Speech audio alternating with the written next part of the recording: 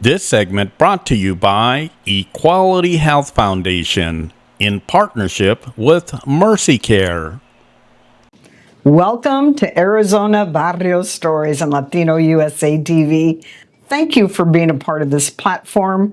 Thank you for being loyal followers. Have you downloaded our app?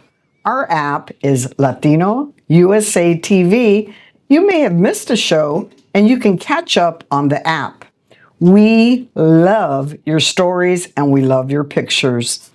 Today we have a special guest, but I don't want to call him a special guest because he is now part of our familia. Tomas Leon with Equality Health Foundation and Mercy Care.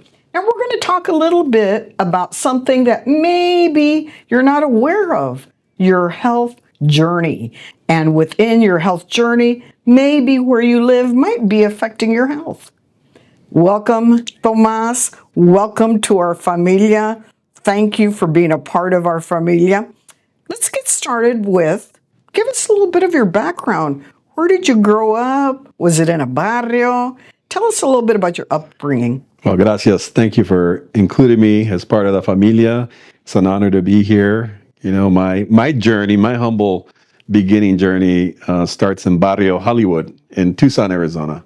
So that's where I grew up with my 6 siblings and my mom and dad in Barrio Hollywood, and you know, it was a beautiful upbringing. You know, just with my familia. You know, grounded in faith and love and support, and you know, it was something that was special for us growing up and prepared me well for my journey. As you matured and grew older, how did you end up in Phoenix? How did you end up with where you are today?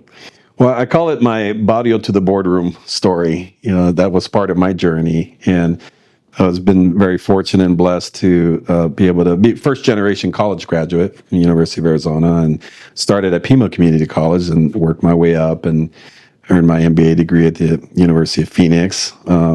But I've been pretty blessed to work with incredible organizations that serve community. And that's what brought me to Phoenix almost 20 years ago to lead the People of Color Network organization serving people with serious mental illness, children, adults, and families. And so it's just been a work of passion of mine. You know, my mother was a nutrition educator in the community, and so that's where she instilled in me service above self and a passion for serving the community. So I've been very fortunate to be in these roles that focus on improving the health and well-being of communities. You and I had spoken, and we had talked about a zip code. Your zip code might affect a little bit of your health. Could you give us a little bit of background of this initiative? Yeah, people don't realize that where you live influences how long you live. So this zip code exam project that we've launched is focused on a health assessment that doesn't start with a stethoscope, you know, that the doctor uses to test your heartbeat, but it starts with your address, your zip code. And so Arizona became the blueprint for this project, and now we're scaling it to help more communities take their health into their own hands.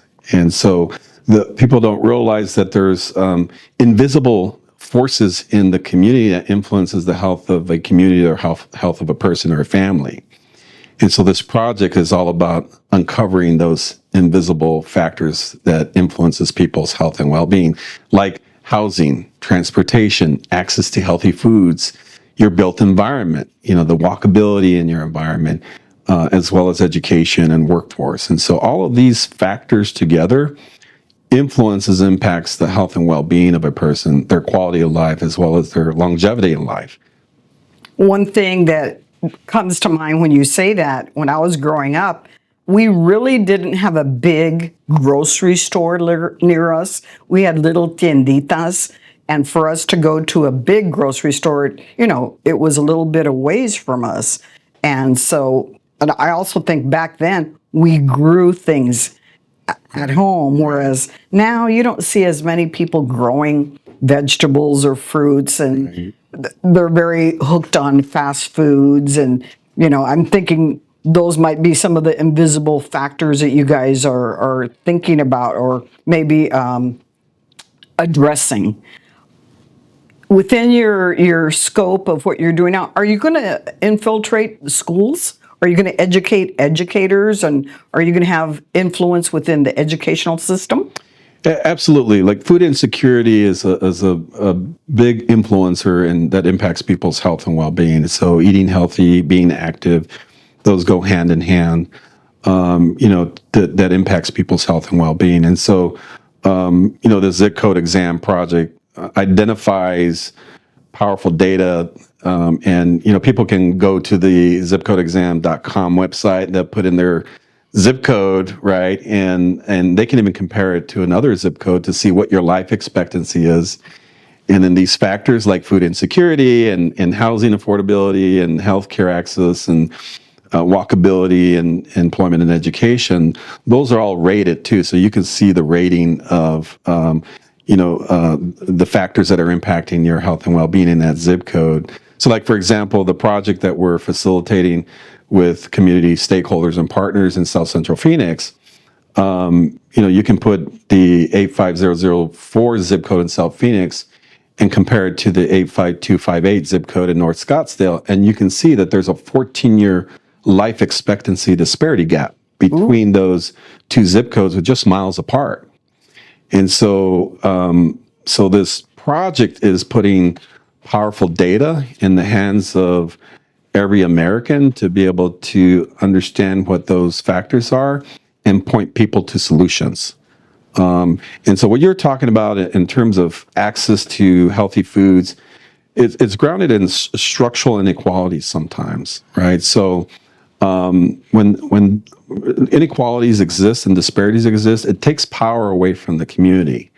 And so this project is about giving power back and putting powerful data into the hands of community members and helping them identify solutions to be able to do something about it. So working with school districts and local farmers and growers and distributors and educators to make sure that people in a community have affordable access to healthy foods so that they can live healthier or make healthier meals. And so that's important to be able to partner with schools and local stakeholders to improve that part of a community. You had mentioned people could go online and type in their zip code, but what if they want more information? Is there a website that they can go to find out more about this initiative? On the same zip code exam.com website, it'll point you to resources that you can access that will point to some solutions and some resources to That's what I support wanted to hear. local action, right? So it's not enough just to build awareness with data and information, but it requires that local community to come together, lock arms, and use that data to facilitate grassroots action and change, and to begin implementing strategies in your own life, your family, or in the broader community to make some permanent changes that need to take place so that people in that community can build a healthier community that shapes their health and well-being. We here tease each other on the show about going out to eat a lot. Yeah. And being aware of the choices that you make as you're, not to say that you stop going out to eat, but being aware of those things that are not fast food that are more nutritious for you. I like how you said your mom was a nutritionist. Yes. So I'm sure she instilled some values or Absolutely. consejos within your upbringing to remind you. When we think of health, sometimes we leave out other factors. Growing up, I think we were more physically active. Right. And as we become adults and we're in front of the computer or the TV, I think sometimes, not that we necessarily forget, but we get too accustomed to being a couch potato. And during COVID, Right. all the factors that happened during COVID that made us stay home and not be as active. But I'm glad you guys are addressing that. Are there any other points you want to hit? Yeah, well, I mean, that's a very important part. Eating healthy isn't the only factor, right? living a healthy lifestyle, being active, whether it's walking, riding, biking, yoga, all of those activities are important. They add years to your life. Or breakdancing. Right. So, or dancing. Yeah. The cumbias and, that's all important. And there's cultural foods that are healthy for you. Right. So we're encouraging local restaurants, like in South Central Phoenix, it's a food desert and a food swamp. Right. So the food swamp is that there's too many fast food restaurants there and the residents don't want more. And there's not enough access to healthy foods and restaurants that offer healthy options, and that's what the residents want. So we're going to be working with local restaurants and businesses and partners to create more of that, so people have that, and then also improving the built environment so people can connect together and walk and ride and bike and hike and dance and come together as a community, because all of that improves people's quality of life and longevity of life. And so, we're excited about this community well-being hub initiative in South Central Phoenix. We're grateful that the Maricopa Board of Supervisors, championed by Supervisor Steve Gallardo, awarded funding for us to implement this initiative over the next 5 years. And so we're excited to work with the coalition that's forming in South Central Phoenix to implement strategies that are going to improve quality of life and longevity over the next 5 years in South Central Phoenix. Well, hopefully somebody watching this show today, maybe this is like a networking, they'll want to jump and be a part of this. Absolutely. South Phoenix, whether you're in West Phoenix, South Phoenix is dear to my heart because of Roosevelt School District. Right. But hopefully somebody will put a ticker tape with a phone number and Absolutely. a place for people to log on and maybe think, hey, I want to be a part of that.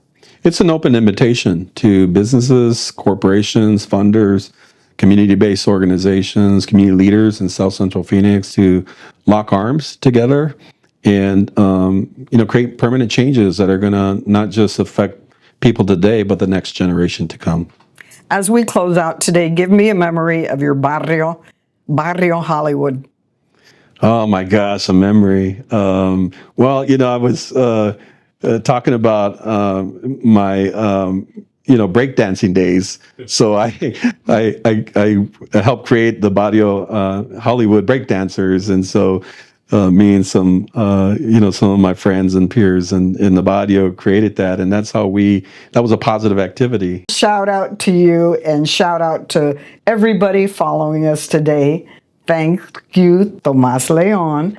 Thank you to Equality Health Foundation and Mercy Care. This is Irma from Arizona Barrio Stories, Latino USA TV, bringing you a tidbit of information. We will see you soon. We often talk about physical health, but what about our mental well-being? Mental health is just as important as our physical health. It affects how we think, feel, and behave, and it has no limits. Mental health disorders can affect anyone, regardless of age, race, or socioeconomic status. Recognizing the signs is the first step to recovery. If you or someone you know is experiencing a crisis or symptoms of a mental health disorder, know that help is available. There's no shame in seeking support. Together, we can break down the stigma and create a more supportive environment for everyone. Let's continue supporting innovative solutions through research to prevent and reduce mental illness and advance psychological well-being. Join us in our mission to promote mental health that contributes to overall well-being. Mental health matters. Let's talk about it.